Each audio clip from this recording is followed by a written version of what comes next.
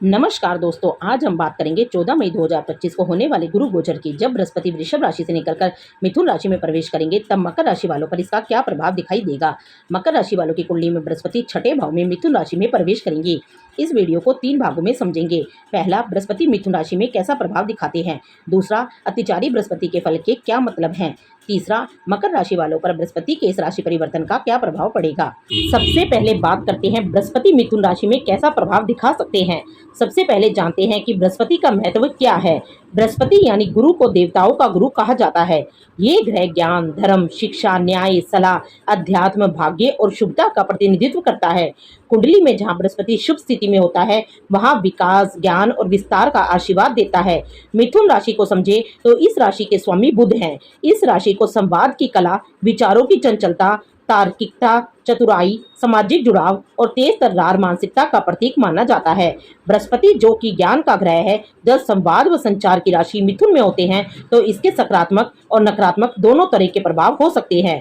बृहस्पति जब मिथुन में आता है तो ज्ञान और संवाद का मिलन होता है। पर ध्यान दीजिए, मिथुन राशि एक वायु तत्व और द्विस्वभाव वाली थोड़ी चंचल राशि है, जबकि बृहस्पति स्थायित्व और गहराई चाहता है। बृहस्पति के मिथुन राशि में गोचर के सकारात्मक प्रभाव की बात करें तो बहुत अच्छी संवाद शैली हो सकती है। व्यक्ति ज्ञान पूर्वक प्रभावी ढंग से अपनी बात कह सकता है। केवल किताबी ज्ञान नहीं बल्कि व्यवहारिक बुद्धिमत्ता भी बढ़ती है। नई चीज सीखने में रुचि बढ़ती है। अलग अलग विषयों पर अध्ययन करने की इच्छा बढ़ती है। सही शब्दों और सही समय पर संवाद करने की कला से समाज में आदर मिलता है। अच्छे मित्र मंडली और नेटवर्क बनता है। व्यक्तित्व में धार्मिक या दार्शनिक संवाद में निपुणता आती है। टूर एंड ट्रैवल, ट्रांसपोर्ट, शिक्षक, वकील, लेखक, मोटिवेशनल स्पीकर, मीडिया, संचार, प्रकाशन, मार्केटिंग, सेल्स जैसे क्षेत्रों में सफलता मिलती है। बृहस्पति के मिथुन राशि में होने के नकारात्मक प्रभाव की बात करें तो ज्ञान बिखर सकता है। व्यक्ति को ध्यान केंद्रित करने में कठिनाई आ सकती है। बहुत सारी बातें जानने की चाहत में गहराई की कमी रह सकती है।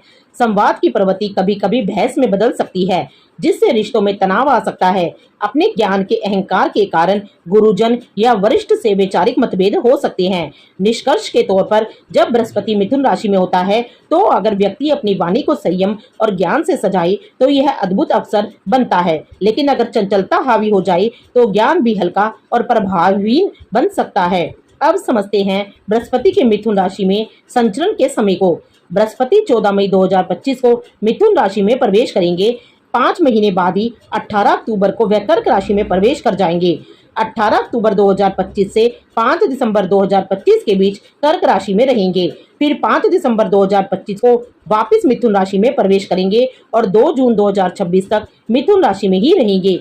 सामान्यतः बृहस्पति एक राशि में लगभग 12 से 13 महीने तक ठहरते हैं, लेकिन जब गोचर की गति में परिवर्तन या विशेष खगोलीय स्थिति के कारण बहुत जल्दी एक राशि को छोड़कर दूसरी राशि में चले जाते हैं तो उसे अतिचारी बृहस्पति कहा जाता है। अतिचारी का मतलब होता है बहुत तेजी से चलने वाला ग्रह। 14 मई 2025 को बृहस्पति मिथुन राशि में आएंगे, लेकिन सिर्फ 5 महीने के भीतर ही कर्क राशि में प्रवेश कर जाएंगे। यही कारण है कि इस बृहस्पति को अतिचारी बृहस्पति कहा जा रहा है।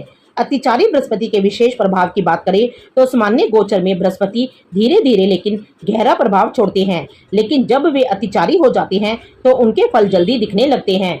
परंतु यह फल अक्सर सतही या अस्थिर हो सकते हैं।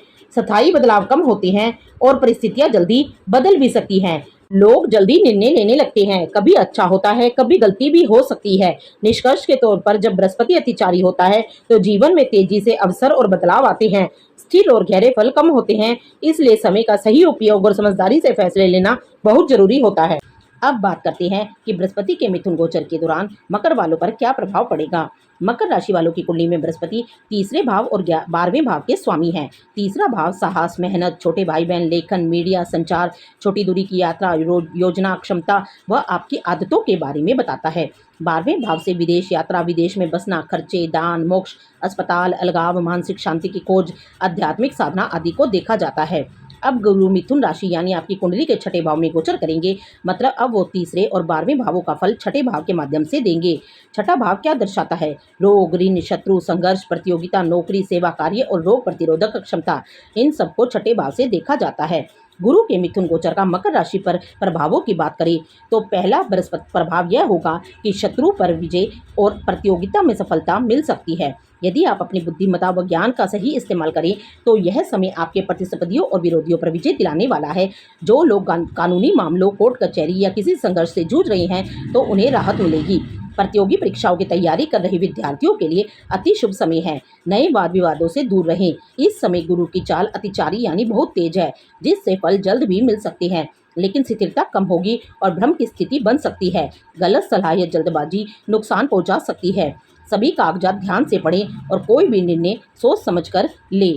दूसरा प्रभाव ये संकेत देता है कि स्वास्थ्य के प्रति सचेत रहें। छठे भाव में गुरु का गोचर स्वास्थ्य को लेकर मिला जुला प्रभाव देता है। यदि पहले से कोई बीमारी चल रही है तो अब उसका इलाज सफल होगा, पर लापरवाही नहीं करनी चाहिए। पाचन तंत्र, लीवर और गैस्ट्रिक समस्याएं हो सकती हैं। संतुलित आहार और योग ध्यान को जीवन में शामिल करें। तीसरा प्रभाव यह हो सकता है कि कर्ज से मुक्ति मिल सकती है। जिन लोगों पर कर्ज है उन्हें उससे राहत मिलने की संभावना है। लोन चुकता करने, ऋण निपटाने और आर्थिक बैलेंस बनाने के अच्छे योग हैं। नए लोन लेने की स्थिति में सोच समझकर कदम उठाएं। कर्जे बढ़ सकते हैं। गुरु 12वें भाव के स्वामी भी हैं। अतिचारी गति से चलते हुए वे अचानक खर्चों का संकेत देते हैं। कोई जरूरत से ज़्यादा बड़ा लोन लेने से बचें, फालतू खर्चों से बचें और आर्थिक योजना बनाकर चलें। अगला महत्वपूर्ण प्रभाव यह होगा कि विदेश यात्रा और सेवा कार्य से लाभ होगा। गुरु आपके 12वें भाव के स्वामी भी हैं, इसलिए इस गोचर से विदेश यात्रा, मेडिकल सेवा, हॉस्पिटल सेवा संस्थानों से लाभ हो सकता है।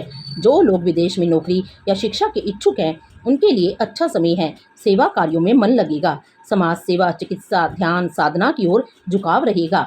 बृहस्पति के इस गोचर के दौरान ऑफिस, पॉलिटिक्स और शत्रुता से सतर्क रहें। कार्यस्थल पर गलतफहमी या प्रतिस्पर्धा के चलते तनाव बढ़ सकता है। छठा भाव शत्रुओं का भी होता है। कोई आपकी छवि को नुकसान पहुंचाने की कोशिश कर सकता है। वाणी पर नियंत्रण रखें और शांत व्यवहार बनाए रखें। बृहस्पति के अतिचारी गोचर के दौरान जल्दबाजी में निर्णय लेना नुकसानदेह हो सकता है। बृहस्पति की तेज गति दिमाग को भ्रमित कर सकती है, खासकर स्वास्थ्य, नौकरी बदलने, कर्ज लेने या कानूनी मामले में कोई भी निर्णय बहुत सोच समझ कर ले। अब बात करते हैं गुरु की दृष्टियों के प्रभाव की। बृहस्पति की 5वीं दृष्टि दशम भाव पर रहेगी, जहां तुला राशि है, जिस कारण कैरियर और प्रोफेशन में सकारात्मक परिवर्तन आएगा। प्रमोशन या नई जिम्मेदारियां मिल सकती हैं। उच्च अधिकारियों से संबंध सुधरेंगे, लेकिन वर्क, पॉलिटिक्स व कार्यस्थल पर गलतफहमी या प्रतिस्पर्धा के चलते तनाव बढ़ सकता है, इसका ध्यान रखें। बृहस्पति की 7वीं दृष्टि द्वादश भाव पर रहेगी, जहां धनु राशि है। इसके प्रभाव से विदेश यात्रा और आध्यात्मिक विकास के संकेत हैं। व्यर्थ खर्चों से थोड़ा बचना जरूरी है। मानसिक शांति और मोक्ष मार्ग की ओर झुकाव बढ़ेगा। बृहस्पति की 9वीं दृष्टि दूसरे भाव पर रहेगी, जहां कुंभ राशि है, जिसके प्रभाव से आर्थिक स्थिति मजबूत होगी। बोलने का ढंग और पारिवारिक रिश्ते सुधरेंगे। वाणी से आप दूसरों को प्रभावित कर सकेंगे, जिससे सामाजिक लाभ मिलेगा। मकर राशि वालों के लिए गुरु गोचर 2025 के निष्कर्ष की बात करें तो शत्रुओं और संघर्षों में विजय प्राप्त होगी, लेकिन नए विवाद से दूर रहें। स्वास्थ्य में सुधार होगा, बशर्ते आप सतर्क रहें। नौकरी, सेवा क्षेत्र और प्रतियोगी परीक्षाओं में सफलता। विदेश से संबंधित कार्यों में प्रगति होगी। पारिवारिक जीवन और वाणी में मधुरता आएगी। अब बात करते हैं मकर राशि वालों के लिए उपायों की। हर रोज ओम ब्रीम बृहस्पति नमः मंत्र का रोज 108 बार जाप करें। हफ्ते में एक बार विष्णु सहस्त्र नाम का पाठ करें। पीली दाल, हल्दी और चने की दाल का दान गुरुवार को करें। नींबू पानी या बेल का शरबत पीकर पाचन तंत्र मजबूत करें। योग, ध्यान और प्राणायाम नियमित करें। किसी भी कर्ज या कानूनी दस्तावेज पर हस्ताक्षर सोच समझकर करें। अगर आपको ये वीडियो पसंद आया हो तो वीडियो को लाइक करें और चैनल को सब्सक्राइब करना ना भूलें।